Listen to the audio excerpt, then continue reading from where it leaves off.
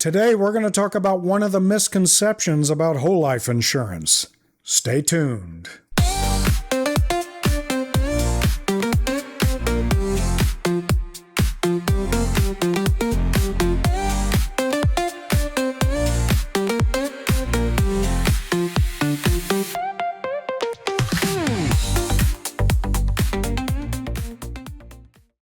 In prior videos, I've talked about whole life insurance and how you can use it for the infinite banking concept. And if you want to learn about that, go back and watch some of my prior videos. But today I want to focus on some misconceptions that are commonly stated about whole life insurance. And one of those misconceptions is the statement that whole life insurance is a bad investment. Hi everybody, it's Russ and welcome back to my channel. Well, the problem with this statement is that whole life insurance isn't even an investment at all. As a matter of fact, whenever we have money, it falls in one of three buckets, and the first bucket happens to be the spending bucket.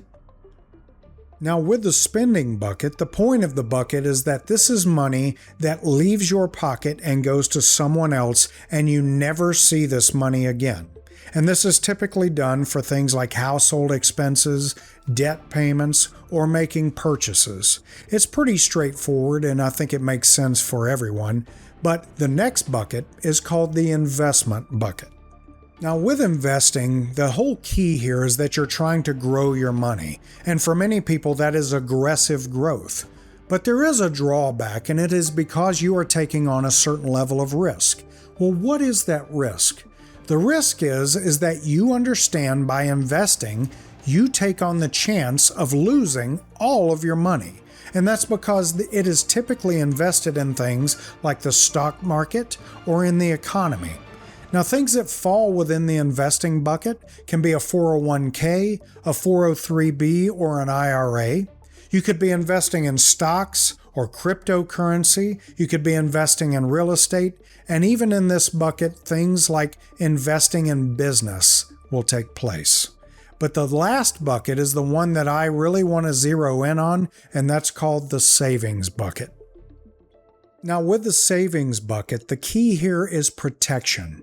That is a guarantee that you will never lose your money. And so this is a bucket that saves you from having to deal with things like the economy or the stock market because you are guaranteed to never lose the money that you've put into this bucket. It is a very important bucket. As a matter of fact, people like Dave Ramsey talk about this being the first bucket that you should use before you even think about doing investing. His baby step number 1 asks that you put $1,000 into a savings account. The money guys talk about this in their financial order of operations in step number 1, where your deductibles are covered. So the savings bucket is very important because once again, it's about protection. Now, a question may be, can I grow my money in the savings bucket? And the answer is yes, you can grow your money in the savings bucket. It just won't be as aggressive as it potentially could be in the investing bucket. But the thing is there's a trade-off. Because you may be growing your money at a little bit slower pace in the savings bucket, you take on zero risk because you are protected and it's guaranteed that you will not lose your money. So what are some of the accounts that would be in a savings bucket? That would be things like a high yield savings account, a money market account, or even a CD account. But there's also another one, and that is what we're going to zero in on, and that is whole life insurance. So why does whole life insurance go within the savings bucket? Well, it goes within the savings bucket because you are contractually guaranteed to never lose your money. As a matter of fact, in whole life insurance, your money grows, and it grows tax-free. If you take the effective internal rate of return on a whole life insurance policy, it could be anywhere between 5 and 8% depending on your tax bracket. So it happens to be one of the best places in the savings bucket for you to put your money, because if you look at the high yield savings account, the money market account, or even the CD account, those are taxable at the end of the year. With whole life insurance, it's completely tax-free. Now, the next misconception is one that I hear a lot, and it's usually from people who just don't like life insurance in general. And that statement is that it's a scam. They feel that the insurance companies will never pay out a death benefit. Well, I find this interesting because I'm not sure if they're talking about term life insurance, IULs, group life insurance, or whole life insurance. So I felt the best thing to do was to do a deep dive into the internet and do some research to find out just how often these policies are paid out to the heirs. And I went to ChatGPT to ask these questions. So when I got into ChatGPT, I asked it a specific question because I wanted to zero in on whole life insurance. And my question I posed to ChatGPT is, not counting lapsed policies, how many whole life insurance policies actually pay a death benefit? And the answer that came up is that it says essentially 100% of whole life policies pay a death benefit. Now, what do I mean by lapsed policies and why did I exclude those? The reason I exclude lapsed policies is because the consumer, the user, the client, is the policy owner, and they make the choice whether they want to keep the policy in force and not lapse the policy. So it isn't the insurance company's fault if a policy is lapsed. That is the policy owner's fault. So I wanted to push those aside and only zero in on policies that were in force. Now, the next question that I asked ChatGPT was regarding term life policies, and I asked the question the same. And that question is, not counting lapsed policies, how many term life insurance policies actually pay a death benefit? And the answer that came up is only a small minority, roughly 1 to 5% of term life policies pay a death benefit. And the reason that is because term life policies are for a specific term. It is temporary. And these insurance companies, what they have figured out is that you typically, by statistics, will outlive a term life policy. Now, this means that with term life insurance, whatever money you pay into it, that money is gone. And you will never see that money again because term life insurance does not have a cash value element to the policy. So the only benefit that term life insurance provides is to your heirs, and that is if you pass away during the term, which in this case means that the chances of that happening is between 1 and 5% versus whole life insurance, which pays out 100% of the time. So I ask you, which life insurance would you rather go with? Would you rather go with one where you never see your money again and your loved ones have a 1 to 5% chance of getting the money from the death benefit? Or would you rather have a policy that ensures that your heirs will receive the death benefit 100% chance?